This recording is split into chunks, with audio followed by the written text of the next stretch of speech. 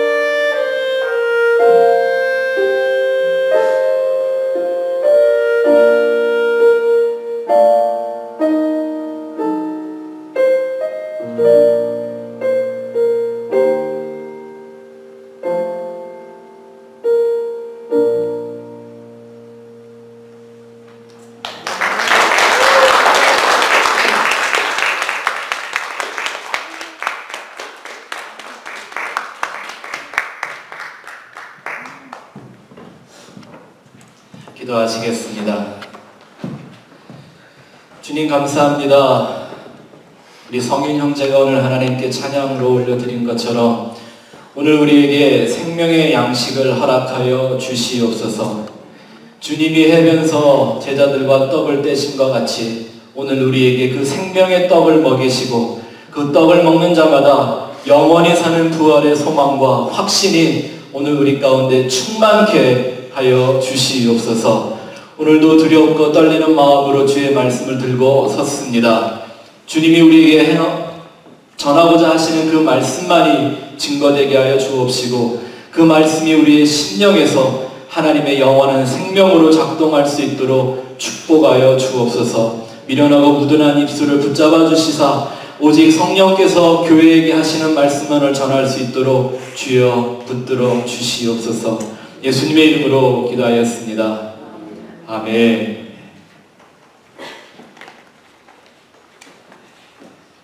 저희가 지난 한 주간 동안, 한 달 동안 십자가 사건과 함께 연관되어 있는 중요한 말씀들을 함께 생각해 보았습니다. 오늘은 그 마지막으로 이제 십자가와 부활에 대한 말씀 여러분들과 함께 같이 나누려고 하는데요.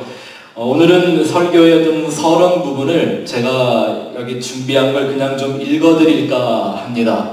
왜냐하면 이 서론 가지고 제가 설교를 하다가 좀 흥분하면 이거 하다가 오늘 끝까지 갈 것 같아서 서론의 말씀을 여러분들에게 먼저 좀 신중하게 전달을 하고 부활에 관한 메시지를 좀 나누려고 있는 그대로를 한번 좀 읽어드릴까 합니다. 한번 여러분들이 마음을 열고 귀를 열고 같이 한번 잘 들어주시면 좋을 것 같습니다. 예수 그리스도의 복음은 오직 십자가의 죽음과 생명의 부활로 완성되었습니다. 기독교 신앙은 십자가와 부활의 예수가 전부입니다. 성경에 수많은 이야기들이 기록되어 있지만 그것은 다 왜 십자가와 부활의 예수가 필요한지를 설명하는 내용들입니다. 그렇기에 참된 믿음은 이 십자가와 부활의 진리에 집중해야 합니다. 사람을 살리는 진리는 오직 십자가에서 우리 대신 죽으시고 부활의 생명을 완성하신 예수이기 때문입니다. 인생의 고통과 한계는 결코 돈이나 건강의 유무에 있지 않습니다. 인간의 근본적인 문제는 죄의 문제입니다. 세상이 말하는 도덕적이며 윤리적인 범죄보다 더 깊은 죄의 권세입니다. 죄란 하말티아 곧 관역을 빗나가다 목적에 이르지 못하다라는 말입니다. 그 관역과 목적이란 창조주이신 하나님의 마음과 계획을 말합니다. 그리고 그 중심은 바로 예수입니다. 그 예수를 믿어 오직 예수의 십자가로만 이루어지는 죄 사함의 은혜와 죄를 이기며 살아가는 부활의 능력으로 새 생명을 얻고 그 예수와 천국까지 동행하다가 그 예수가 예비하신 영원한 천국의 삶 속으로 들어가는 것이 복음입니다. 이 예수의 이름 외에는 구원받을 만한 다른 이름이 천하에 없습니다. 안타까운 것은 오늘날 기독교는 십자가와 부활에 집중하지 않습니다. 부활이 얼마나 중요한지 부활만 부정해도 성경과 기독교는 허무한 거짓말이 된다는 것을 알기에 세상은 끝없이 물고 늘어집니다. 창조와 부활을 부정하기 위한 노력을 멈추지 않습니다. 만일 부활을 부정하지 못한다면 언젠가 그 예수의 얼굴을 봐야 한다는 것을 그들도 잘 알고 있기 때문입니다. 그 두려움을 감추기 위해 그들은 쉬지 않고 연구하고 부정하고 있습니다. 그러나 정작 부활의 소망을 가졌다고 말하는 교회와 성도가 부활을 대수롭게 여기지 않고 있습니다. 십자가와 부활이 연중 행사가 되어버리고 말았습니다. 만일 고난주간이나 부활주일이라는 절기를 만들지 않았다면 과연 십자가와 부활 신앙에 대하여 얼마나 전할까 하는 의구심마저 듭니다. 문제는 거기서 끝이 아닙니다. 어떤 설교를 들어보면 십자가와 부활에 대하여 얼마나 그릇되게 가르치는지 차라리 십자가나 부활에 대하여 말하지 않았으면 좋겠다는 생각이 들 만큼 그릇된 관념을 심어주는 것도 보게 됩니다. 마치 의수를 잘 모르면 말이나 말지 돌팔이 약장수가 의수를 써서 멀쩡한 사람을 죽이듯 다른 복음, 다른 예수를 전하는 일들이 얼마나 많은지 모릅니다. 예를 들면 부활을 단지 괴로운 인생살이를 위한 회복의 개념이요 성공신화의 원론처럼 왜곡하는 경우를 봅니다.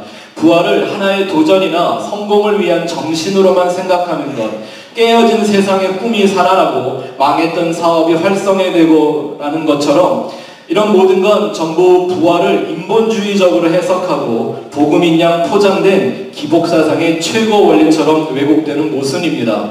단언컨대 그런 부활 정신으로는 결코 천국에 들어갈 수 없습니다. 그런 부활 정신은 예수가 없어도 할 수 있습니다. 그런 일들은 예수가 없어도 일어나고 있는 일들입니다.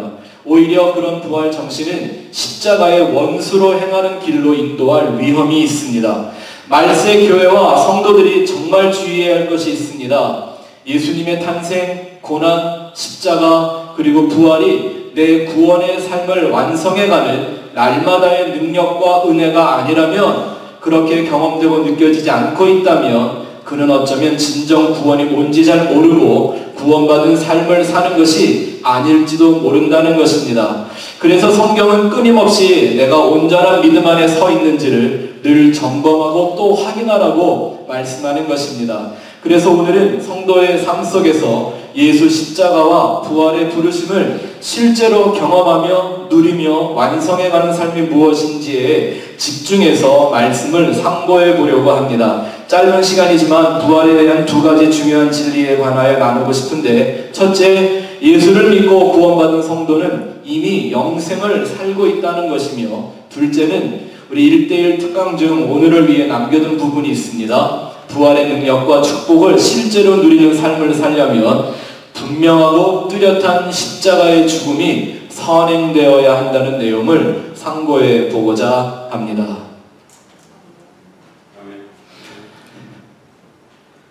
예, 이걸 제가 이렇게 읽지 않고 설명을 하려고 시작했으면 아마 이거 서론 이하다가 오늘 시간 다 갈 것 같아서 신뢰를 무릅쓰고 잘 읽어드렸습니다. 무슨 말을 하려고 하는지 충분히 이해가 되셨습니까? 이 부활에 대한 진리, 이것을 우리가 1년에 한 번씩 생각해보는 하나의 연중 행사나 성경 공부가 아닌 날마다 우리 삶 속에서 예수 그리스도의 그 부활의 은혜, 부활의 능력, 부활의 축복, 이것을 누리며 사는 삶이 어떠해야 되는가, 그 진리를 같이 한번 살펴보도록 하겠습니다. 여러분 주보를 보시면서 하나씩 한번 풀어가 보죠. 첫 번째, A. 부활의 신앙을 소유한 성도는 이미 영생을 살고 있습니다. 한번 크게 같이 한번 읽어봅시다. 시작. 부활의 신앙을 소유한 성도는 이미 영생을 살고 있습니다. 믿으십니까? 믿으십니까?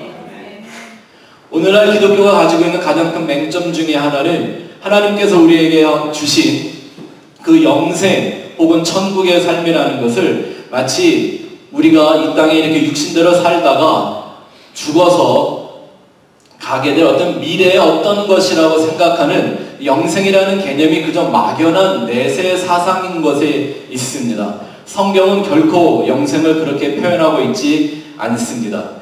요한복음 11장은 그 전체가 이 예수님이 부활에 대한 말씀을 증거하시기 위한 한 큰 백그라운드가 정확하게 나와져 있습니다. 무슨 얘기가 그 11장에 써 있죠? 시간상 다 읽지 않았는데, 마르다와 마리아의 형제였던 나사로가 죽어가고 있습니다. 그때 그 죽은 나사로를 다시 살리는 예수님의 이 기적의 현장 가운데 선포하신 말씀이 내가 곧 부활이요 생명이다. 나를 믿는 자는 어떻게? 죽어도 살겠고 무릇 살아서 믿는 자는 영원히 죽지 아니하리라. 그러면서 물어보셨습니다. 너희가 이것을 믿느냐? 아멘. 그럼 이 말씀을 한번 잘 생각해 보시기 바랍니다. 예수 그리스도를 믿으면, 부활이시고 생명이신 예수를 믿으면 이 사람은 비록 죽어도 다시 부활하고 살아가게 될 것이요, 무릇 살아서 믿는 자들은 어떻게 해요? 영원히 죽지 않는다. 우리는 지금 살아서 믿어요? 죽어서 믿어요? 그러면 우리는 죽어요? 안 죽어요? 이 말씀에 의하면 우리의 육신의 수명은 한계가 있어서 끝나는 날이 오게 되겠지만, 우리는 이미 그 주신 영생을 지금 이미 살고 있으며, 때가 되면 그 생명 그대로 하나님의 나라에 옮기움을 받게 될 것입니다. 맞습니까? 그러면 영생은 앞으로 어디 가서 받게 될 겁니까? 아니면 지금 내 안에 있는 겁니까? 그럼 지금 내가 정말 사는 건 육신의 수명대로 사는 것입니까? 아니면 하나님이 내게 주신 생명, 그 영생으로 살고 있는 것입니까? 그러면 여러분들은 이미 영생을 살고 있는 분들입니다. 맞습니까? 우리 옆에 사람에게 빨리 말해줍시다. 당신은 지금 영생을 살고 계십니다.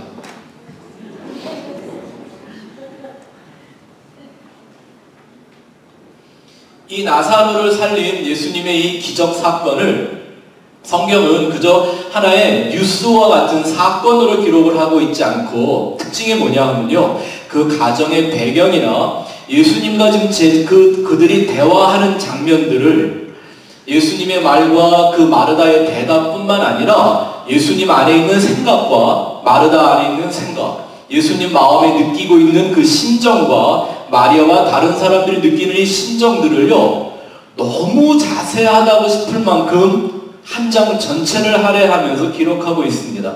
왜 그럴까요? 오병이와 같은 이런 놀라운 기적이 일어났을 때도요, 별다른 설명이 없어요. 제자들이 가서 띄워주고 났더니 12광주리가 남더라. 이렇게 그냥 간단히 끝나요. 안진뱅이 일어나 가라 그러니까 일어나 가더라. 뭐 다른 얘기가 없어요.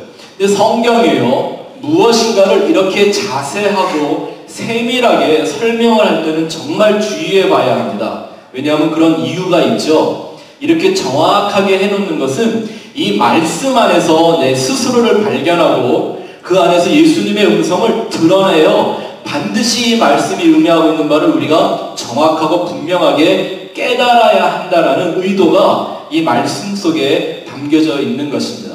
전체적인 그 얘기를 여러분들 잘 아시죠? 나사로가 병들어 죽어가고 있습니다.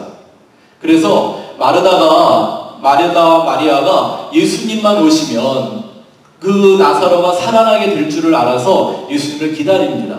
사람까지 보내고 전가를 보냈습니다. 근데 흥미로운 게 뭐냐면 분명히 성경 말씀에 11장 4절인가요? 5절인가 이런 말씀을 하십니다. 예수님이 마르다와 마리아와 나사로를 사랑하시니라.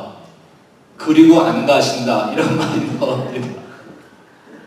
아니 정말 그렇게 사랑하시면 당장이라도 달려가 갖고 그 죽어가는 나사로를 말씀 한마디로 벌떡 일으켜 세워야 되는 거 아닙니까? 그래야 사랑하는 거 아니에요? 그래야 사랑이 증명되는 거고요. 그래야 이 사람들이 정말 예수님께 사랑받던 존재들이라는 걸 그 모든 마을 사람들이 다 알게 되는 거 아닙니까? 근데 성경이 뭐라 그러냐면 그들을 사랑하시니라 그래놓고 안 가지고 이틀을 더 기다리셨다라는 얘기가 나옵니다. 언제까지 기다리신 거예요? 나사로가 완전히 죽어서 사람들이 죽었다라는 걸 의심할 수 없게 만드는 겁니다. 또 그 당시 유태인들에게는 어떤 미신이 있었냐면요, 사람이 죽으면 그 영혼이 바로 세상을 떠나는 게 아니라 한 3일간 머물면서 주위 사람들한테 인사할 거 다 하고 떠난다라는 이런 미신이 좀 있었다고 합니다.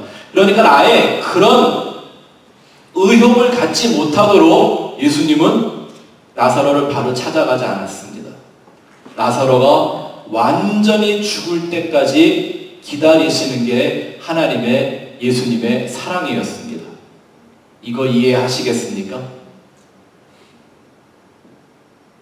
우리가 때로 급하고 중요한 일로 하나님 앞에 기도할 때 하나님이 당장 나를 찾아와 주시지 않는 것, 나를 사랑하시는 더 성숙한 사랑의 증거입니다. 그때 주님이 원하시는 건 무엇입니까? 우리가 그냥 대충 죽는 척하다 살아나는 이런 게 아니라 내가 묶여있던 어떤 한 그 부분에 대하여 완전히 죽기를 기다리시고 그것에 대하여 우리가 완전히 죽었을 때 주님은 찾아오셔서 내게 부활의 생명의 역사를 하시는 겁니다. 또 예수님과 마르다의 이 대화를 살펴보면 참 재밌습니다. 분명히 둘 다 부활이라는 주제를 갖고 대화를 하는데 서로 동문서답합니다. 그렇죠? 예수님이 마르다한테 얘기하십니다. 내가 곧 부활이요 생명이니 나를 믿는 자는 죽어도 살겠고 무릇 살아서 믿는 자는 영원히 죽지 아니하리라. 내가 이것을 믿느냐? 누구한테 물어봤어요? 마르다한테. 그랬더니 마르다가 뭐라 그래요? 네, 믿습니다 라고 말해놓고 뭔 소리를 하냐 하면 우리가 나중에 다 부활하게 될 것을 믿고 기다립니다. 지금 예수님과 마르다는 부활이라는 주제를 갖고 같이 대화를 하는데 이 두 사이에 엄청난 차이가 있습니다. 그 차이가 바로 뭘까요? 부활에 대한 시제의 차이입니다. 예수님은 부활을 지금 이 순간 역사하고 나타날 현재형으로 부활의 생명을 말씀하고 계시는데, 마르다는 부활을 어떻게 바라보고 있어요? 때가 돼서 우리 육신이 죽고 나면 그때 다시 살아나게 될 거다라는 미래형으로 바라보고 있습니다. 그러니 같은 부활을 얘기를 하지만 둘이 대화가 돼요, 안 돼요? 안타깝지만 오늘 많은 교회와 많은 성도들이 이런 문제에 빠져 있는 것 같습니다. 성경을 보고는 있는데 성경과 커뮤니케이트를 못하는 거예요. 지금 예수님이 말씀하시는 그 부활은 지금 이 순간 믿는 자들 가운데 역사하는 생명의 능력이라는 것을 증거하시기 위하여 일부러 나사로를 사랑하지만 그에게 병 들었다가 고침을 받았다라는 것이 아니라 영원한 부활의 표상으로 삼아주려고. 여러분, 어떤 게 더 큰 상이에요? 병 들었을 때 나를 그냥 고쳐주는 것과 내가 죽었다가 부활의 이름을 갖게 된 한 사람이 되어 예수 그리스도의 부활을 증명하는 하나의 표상이 되는 것, 어느 게 더 큰 상인 것 같아요?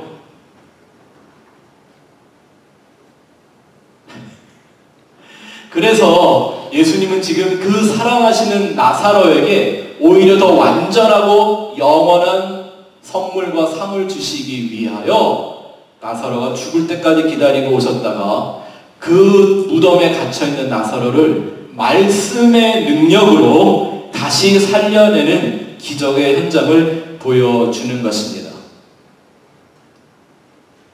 부활은 믿는 사람들 속에서 지금 역사하고 있는 하나님의 능력과 생명인 줄을 믿습니다. 성경 구절들을 통해서 여러분들은 지금 이미 영생을 살고 있는 분들이라는 것을 제가 한번 좀 증명해 드릴게요. 성경 구절 몇 구절을 좀 한번 볼 텐데, 요한복음 3장 36절 말씀 한번 보시겠습니다. 요한복음 3장 36절.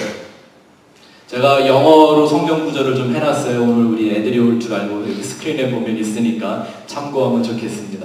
요한복음 3장 36절 크게 읽어보자. 시작. 아들을 믿는 자에게는 영생이 있고 아들에게 순종하지 아니하는 자는 영생을 보지 못하고 도리어 하나님의 진노가 그 위에 머물러 있느니라. 영생이 있을 거다, 아니면 영생이 있다. 아들을 믿는 자들에게는 이미 영생이 있음을 말하고 있습니다. 또 요한복음 6장 47절 말씀을 볼까요? 시작. 진실로 진실로 너에게 이르노니 믿는 자는 영생을 가졌나니. 앞으로 소유하게 될 겁니까? 아니면 지금 가지고 있습니까? 내게 분명한 그 믿음이 있다면 나는 그 영생도 함께 가지고 있는 자라고 성경이 말하고 있죠. 또 요한복음 6장 54절 시작. 내 살을 먹고 내 피를 마시는 자는 영생을 가졌고 마지막 날에 내가 그를 다시 살리리니. 아멘. 우리가 지난주에 본 말씀이죠. 성찬을 하면서 예수의 살과 피를 먹는 게 뭔가 살펴봤는데 그들은 이미 뭘 갖고 있다? 영생을 이미 가지고 있는 사람들이다. 그럼 가지고 있으면 이거 어디 뭐 창고에 넣어놨나요?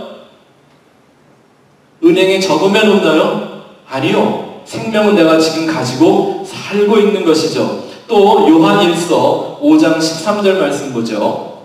요한일서 5장 13절 시작. 내가 하나님의 아들을 이름을 믿는 너희에게 이것을 쓰는 것은 너희로 하여금 너희에게 영생이 있음을 알게 하려 함이라. 아멘. 사도 요한이 사랑의 편지라고 말하는 요한 1, 2, 3서를 그들에게 쓰는데도 불구하고 그가 정말 말하고 싶은 것은 사랑이 아니라 무엇이다? 너희 안에 그 영생이 이미 있어서 그 하나님의 영원한 사랑, 완전한 사랑을 이 땅에서 완성해가는 성도가 될 수 있다는 것을 가르쳐주기 위하여 내가 이 편지를 쓰고 있다고 증거하는 것입니다. 마지막 결정적인 구절 하나를 더 볼까요? 요한복음 5장 24절 말씀 시작. 내가 진실로 진실로 너에게 이르노니 내 말을 듣고 또 나 보내신 이를 믿는 자는 영생을 얻었고 심판에 이르지 아니하나니 사망에서 생명으로 옮겼느니라. 아멘. 아멘. 여러분 이미 여러분 안에 하나님이 주신 영생이 있는 사람들입니다. 맞습니까?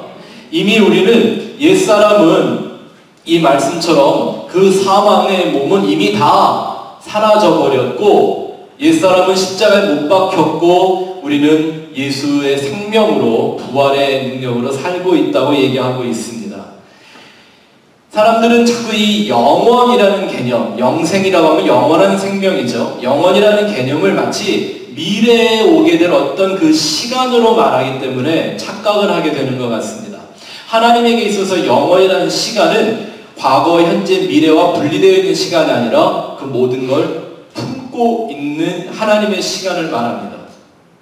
하나님의 영원은 과거나 현재나 미래가 없습니다. 그래서 우리에게 놀라운 역사가 일어나는 것은 예수님이 내가 태어나기도 전에 세상에 나기도 전에 2000년 전에 갈보리 언덕에서 십자가에 매달려 죽으셨습니다. 그런데 성경은 뭐라고 얘기하고 있냐면 그때 예수님만 못 박혀 죽은 게 아니라 누가 같이 죽었다? 내가 그 십자가에 같이 못 박아 죽임을 당했다라고 성경은 얘기하고 있습니다. 맞습니까? 아니 난 태어나지도 않았었는데 그 일이 나에게는 현실로 찾아오지 않았던 것뿐이지 우리 하나님의 계획 속에는 이미 지금 이 순간 눈으로 보는 것처럼 현재 진행형으로 완성된 사건이라고 말하는 것입니다. 부활도 마찬가지입니다. 그 예수 그리스도의 십자가와 함께 죽은 사람들은 예수가 부활하실 때 누구와 함께? 예수와 함께 우리도 함께 부활을 한 존재들입니다. 아멘. 잘 안 믿어지시는 거예요. 이렇게 우리는 믿음으로, 아멘, 믿음으로 하나님이 우리를 위해서 행하신 그런 모든 일들을 바로 내 것으로 만들어내는 것입니다. 바로 그 십자가와 부활의 생명력이 오늘도 우리를 믿음으로 살게 하는 것입니다. 이 영생을 가지지 않은 사람들을 성경은 죽었다고 말합니다. 살았다 하는 이름은 가졌으나 실상은 그들이 죽은 자다. 근데 우리 내 속을 들여다보든지 내 삶에 살아가는 모습을 보면 내가 과연 영생을 사는 것처럼 보입니까? 안 보입니까? 그게 이제 문제라는 말입니다. 그래서 말씀에 대한 온전한 순종과 믿음이 필요한 것입니다. 보는 것으로 행하지 아니하고 믿음으로 행하는 not by sight but by faith 그런 삶을 살아가는 거죠. 누구와 같이? 노아라는 사람과 같이. 얼마 전에 우리 카톡방에 어떤 분이 그런 걸 하나 올려주셨어요. 성경에 자기와 닮은 인물을 찾아보세요. 재밌어서 흥미가 생겨서 얼른 해봤죠. 그랬더니 뜻밖의 노아가 나오더라고요. 저는요. 그날부터 저는 노아가 얼마나 좋아졌나 모르겠어요. 120년을 비가 뭔지도 모르고 홍수가 뭔지도 모르는 그 사람이 어떻게 지어지고 완성될지도 몰랐던 그 방주를 믿음 하나 가지고 하나님 말씀에 순종하여 날마다 세상의 조롱과 핍박을 무릅쓰고 그 일을 이루어가는 믿음의 사람 노아 말입니다. 우리가 생각하면 영생 그러면 모든 것이 다 완전한 상태를 의미하는데 그렇지 않습니다. 영생의 주인이시던 예수님도 이 세상에 오셨을 때 그 세상 절대 완전해지지 않았고 예수님의 환경, 예수님의 상황, 예수님이 함께했던 사람들 결코 완전하지 않았습니다. 그럼에도 불구하고 그 안에 하나님의 생명을 가지신 예수 그리스도가 이 땅에서 그 영원한 생명의 진리를 선포하며 살아가셨던 것입니다. 이 영생의 기쁨과 축복, 이 부활의 능력을 우리가 이렇게 소망하면서도 우리 삶 속에 이것이 실제화되고 있지 못하는 까닭은 부활을 위해서는 반드시 필요한 게 하나 있기 때문입니다. B에 가서 한번 보실까요? 부활의 능력과 축복은 십자가의 죽음으로부터 시작됩니다. 부활의 능력과 축복은 완전한 십자가의 죽음으로부터 시작됩니다. 같이 한번 크게 읽어봅시다. 시작! 부활의 능력과 축복은 십자가의 죽음으로부터 시작됩니다. 다시 말씀드리지만 성경은 부활 정신을 가르치는 책이 아닙니다. 부활의 정신과 부활은 다른 겁니다. 부활이신 예수를 증거하며 그 부활에 연합해 살아가는 자들을 우리는 성도라고 말하는 것입니다.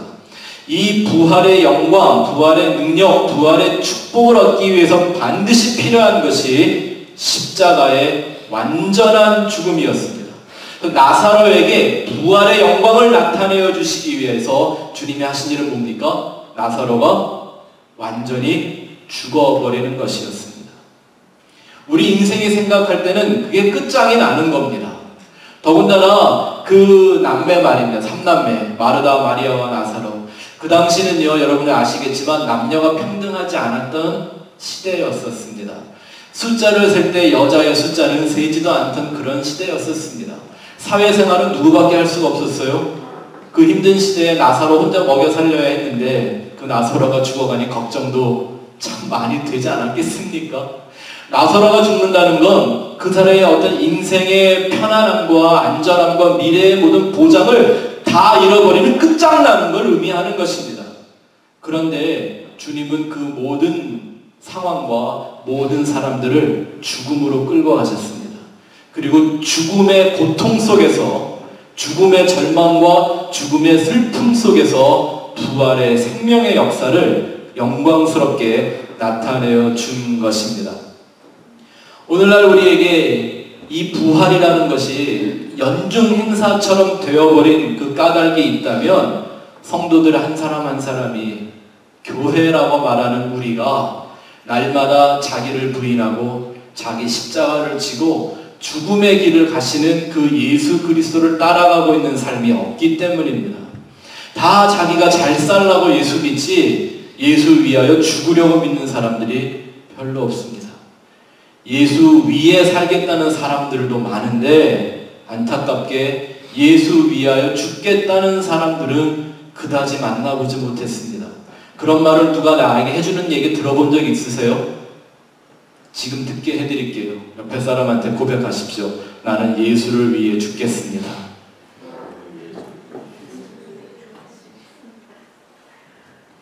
예수를 위해 사는 건 어렵지 않습니다. 나를 위해 예수를 이용하는 것도 어렵지 않습니다.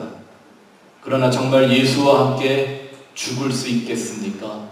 그들만이 부활의 능력을 날마다 맛보게 되는 것입니다.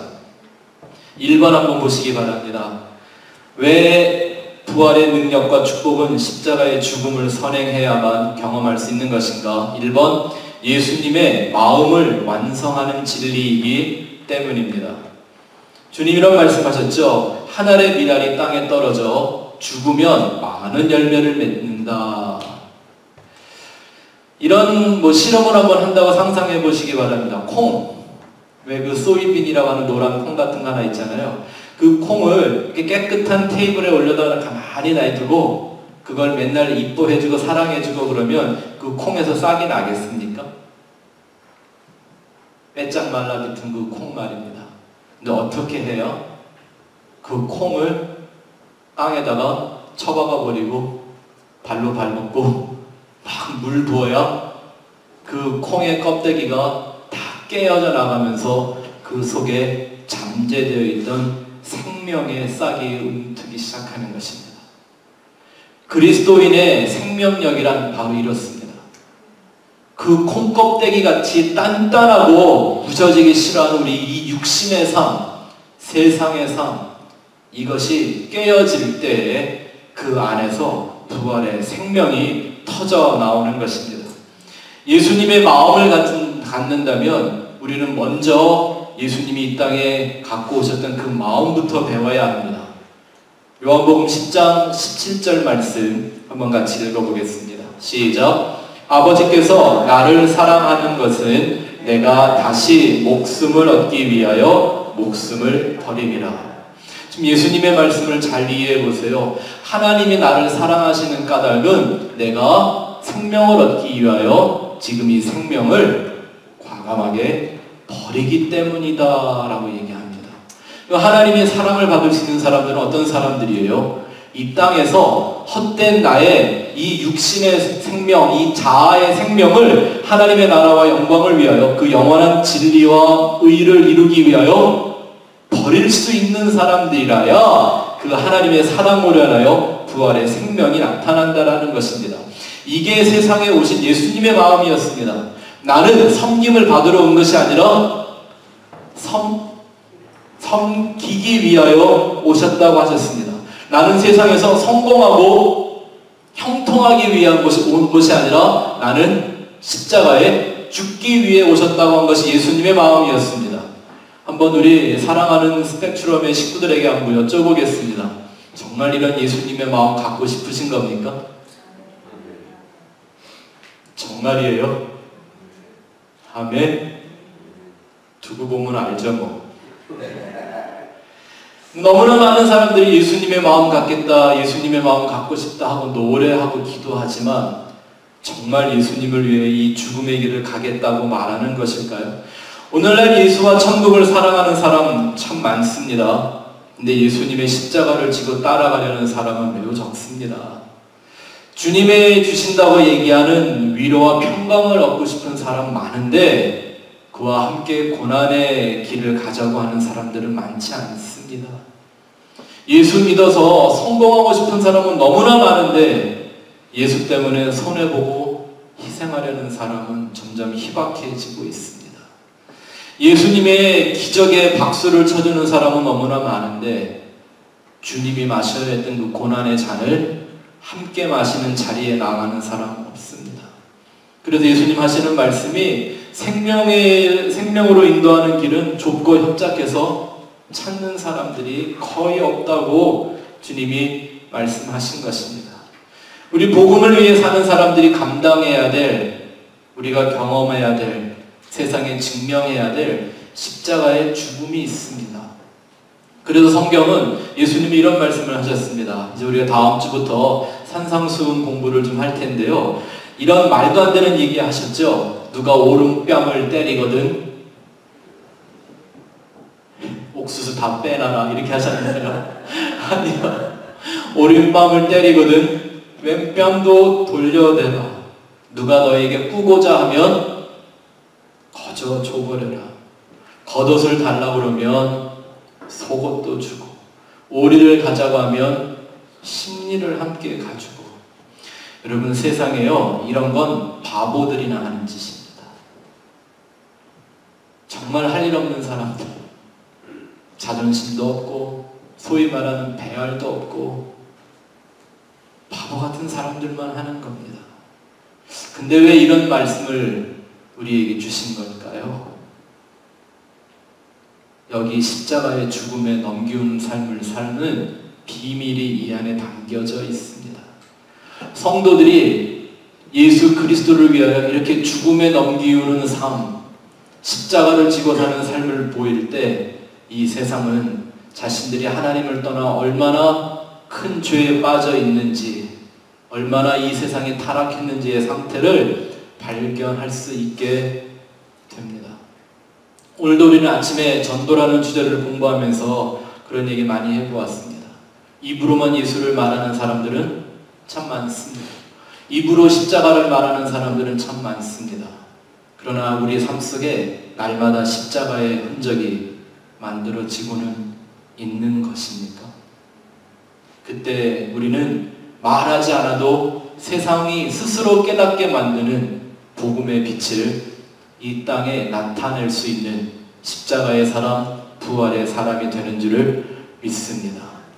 빌립보서 2장에 보니까 예수님 말씀하시기를 너희 안에 이 마음을 품으라. 그리스도 예수의 마음이니. 그는 자기의 모든 걸 다 낮추시고 버리시고 이 땅에 오셔서 십자가에까지 올라가셨습니다. 그게 바로 우리 성도들이 따라가야 될 십자가의 죽음인 것입니다. 두 번째, 부활 신앙이 십자가의 도를 완성하는 능력입니다. 부활 신앙이 십자가의 도를 완성하는 원동력이기 때문입니다. 이 부활의 신앙이 내 안에 뚜렷하지 않으면, 영생에 대한 확신이 뚜렷하지 않으면 내가 지금 모든 걸 잃어버려도 다시 얻게 될 거라는 걸 철저하게 믿고 있지 않으면 십자가의 도를 이룰 수가 없습니다. 주님은 당신을 따라와라 라고 하는 그 주제에 대한 말씀을 아주 정반대의 두 가지 말씀을 전하셨습니다. 첫 번째는 우리가 매번 얘기하는 마태복음 16장 24절, 아무든지 나를 따라오려거든 자기를 부인하고 자기 십자가를 지고 나를 따르라 하셨는데요. 이 따른다라는 말에 반대적인 의미를 주님이 하신 말씀이 있습니다. 같은 마태복음 25장 41절 말씀 한번 같이 읽어볼까요? 시작. 저주를 받은 자들아 나를 떠나 마귀와 그 사자들을 위하여 예비된 영원한 불에 들어가라. 인생에는 이 두 가지 길만 남아져 있습니다. 나를 부인하고 내 십자가를 지고 예수를 따라가는 그 길이 하나가 있는 거고, 반대의 길은 어떤 길이요? 예수님을 떠나 마귀와 그 귀신들이나 받게 될 영원한 형벌, 그 영원한 불 속으로 들어가는 길만 있다고 예수님이 가르쳐 주셨습니다. 어느 부르심이 더 무시무시합니까? 예수님 따라가며 삽시다. 자기를 부인한다라는 일 정말 힘들고 어려운 일입니다. 예수를 믿는다고 하면서도 우리의 모습을 보면요, 대부분 자기 자존심 지키고 자기 이득을 챙기기에 급급합니다. 죽으려고 안 하고 살려고만 합니다. 제가 청년 때 아주 멋있는 말을 한번 들은 적이 있습니다. 여러분도 잘 아실 건데요, 이런 말입니다. 강한 자가 살아남는 게 아니라 끝까지 살아남는 자가 강한 것입니다. 어떤 분이 이렇게 멋있는 말을 하셨죠? 조폭이. 근데 오늘날 세상이 다 조폭처럼 살고 있지 않습니까? 더 안타까운 건 이런 조폭 같은 신앙 갖고 사는 사람들이 교회 안에 많더라는 겁니다. 진정한 부활의 영광과 축복과 그 기쁨을 깨달은 성도라면 내 안에 계신 그 예수를 드러나기 위해서 자기를 벗어버리고 자아를 내려놓고 인간의 정욕과 세상의 헛된 욕망에 대하여 죽어가는 나의 진정한 모습을 날마다 보여주는 삶을 살아야 합니다. 그런 성도 한 사람을 만나면 누가 얘기하지 않아도 내 모습을 바라보며 부끄러움을 느끼게 됩니다. 차이를 깨닫게 됩니다. 내가 얼마나 많이 빗나간 인생인 줄을 말하지 않아도 거울을 보는 것처럼 보게 되는 겁니다. 그래서 우리처럼 예수를 믿고 살아가는 제자들과 교회는 이 꿈을 버리면 안 되는 겁니다. 내가 예수님처럼 십자가 지는 삶을 사는 것을 보여줌으로써 바보같이 오른뺨 때리면 왼뺨도 돌려대면서 오리를 가자고 하면 십리도 가주는 이런 바보 같은 삶을 살면서 내가 지고 있는 십자가를 보여주는 적극적인 자세가 우리 안에 필요한 겁니다. 얼마 전에 뱀 속에다가 알을 낳고 그 알에서 두꺼비가 깨어나는 부화되는 이런 영상을 한번 본 적이 있습니다. 두꺼비하고 뱀은 천적이죠. 네? 근데 이 두꺼비는 신기한 게 이제 알을 낳을 때가 되잖아요. 그러면 일부러 큼지막한 뱀을 찾아다닙니다. 그리고 또 이상한 게 그때가 되면 이 뱀이 아는지 두꺼비가 와도 그 두꺼비에 대해서 관심을 안 갖습니다. 왜 온 줄 아는 것 같아요. 참 신기하죠? 근데 이 두꺼비는요, 뱀 속으로 들어가야 되기 때문에, 그래서 그 안에서 알을 낳고 그 안에서 깨어난 두꺼비 새끼들이 그 썩어 들어가는 그 뱀의 진액을 먹으며 자라 나오게끔 되어야 하기 때문에 이 두꺼비 엄마는요, 그 뱀 앞에서 온갖 쇼를 다 합니다. 날 좀 먹어달라고. 날 잡아 잡슈 하면서 이리 뛰고 저리 뛰고 머리를 기어 오르고 등에 타고 온갖 애교를 다 부리면서 나 두꺼비니까 빨리 먹어달라고. 뭐를 알고 있기 때문이죠? 내가 그 뱀에게 잡아먹혀 죽음을 당해야 내 안에 있는 이 새끼들의 생명이 그 안에서 태어나게 될 것을 확신하고 있기 때문입니다.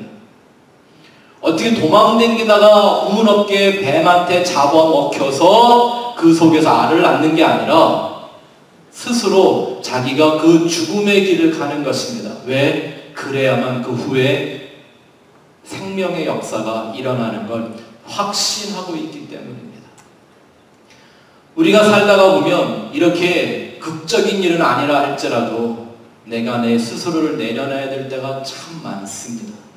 옳고 그름을 떠나 성숙하고 미성숙한 것을 떠나 예수 그리스도를 드러내기 위하여 내가 내 자아를 겸손히 내려놓고 또 내 안에 그걸 통해 발견하게 된 내 정욕을 옛사람을 십자가에 못 박는 그런 삶을 살아야 할 때이 있습니다. 부활에 확고한 신앙이 없으면 그게 참 어렵습니다. 세 번째 마지막으로 부활 신앙이 바로 그리스도의 향기입니다. 부활 신앙이 그리스도의 향기입니다. 고린도 후서에 보면 대충 봐서는 알쏭달쏭한 말씀이 기록되어 있는데 한번 같이 읽어보죠. 고린도 후서 2장 14절부터 16절 말씀 시작. 항상 우리를 그리스도 안에서 이기게 하시고 우리로 말미암아 각처에서 그리스도를 아는 냄새를 나타내시는 하나님께 감사하노라. 우리는 구원받는 자들에게나 망하는 자들에게나 하나님 앞에서 그리스도의 향기니 이 사람에게는 사망으로부터 사망에 이르는 냄새요 저 사람에게는 생명으로부터 생명에 이르는 냄새라 누가 이 일을 감당하리요. 아멘. 오늘 좀 저희가 이 부활과 십자가에 대한 말씀을 좀 살펴봤기 때문에 이제 여러분이 이런 말씀을 읽으면 이해가 되실 겁니다. 보니까 항상 우리를 그리스도 안에서 하나님은 이기게 하신다. 맞습니까? 그 이김을 통하여 그리스도를 아는 냄새를 이 땅에 풍기신다고 했습니다. 근데 이 냄새가 바로 우리 한 사람 한 사람인데 재밌는 게 뭐냐면 어떤 사람들에게는 사망에 이르는 냄새가 되는데 그 똑같은 냄새가 어떤 사람들에게는 생명에 이르는 냄새라는 걸 알게 된다라는 거예요. 사망에 이르는 냄새라는 게 뭔가요? 예수 믿는 사람들이 살아가는 걸 보면요, 야, 저렇게 살아도 살 수 있는 거야. 저렇게 바보같이 사는데 저 사람들이 세상 제대로 살 수 있어? 저렇게 양보하고 저렇게 손해보고 사랑이라는 걸 해보겠다고 예수도 아닌 것들이 예수 인내하면서 예수 흉내내느라고 해야 될 거짓말도 안 하고 자기 마음 다 뒤집어 보여줘 가면서 저렇게 살아도 저게 과연 될 것인가? 꼭 하나님을 모르는 사람들에게는 그게 뭐에 이르는 냄새와 같은 거예요? 그게 사망에 이르는 냄새 같은 거예요. 근데 이 생명과 십자가와 부활의 비밀을 아는 사람들은 그 한 존재를 통하여 그 한 성도를 통하여 어떤 냄새를 맡아요? 맞아. 저것이 부활과 생명에 이르는 냄새지. 저것이 십자가를 지고 가는 성도들에게서 나타나고 그 십자가의 죽음을 통과한 사람들에게서 나타나는 예수의 형상이 이루어지는 부활의 향기이지 라는 걸 알게 된다는 것입니다. 저는 이제 한 가지 소원만 가지고 삽니다. 내가 과연 이 향기가 될 수 있을까? 그리고 제가 여러분들과 함께 세워가고 섬기는 이 스펙트럼 교회가 이 땅에서 정말 생명에 이르는 냄새가 될 수 있을까 말입니다. 예수님이 태어나셨을 때 사람들은 세 가지 예물을 드렸습니다. 황금과 유향과 몰약.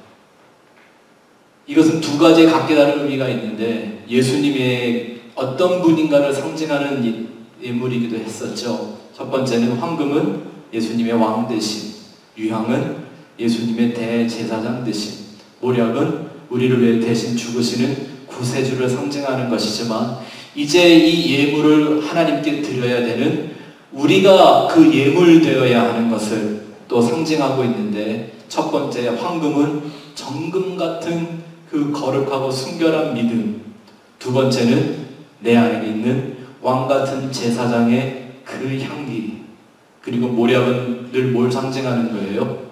죽음과 장사 지내는 걸 상징하는 거예요.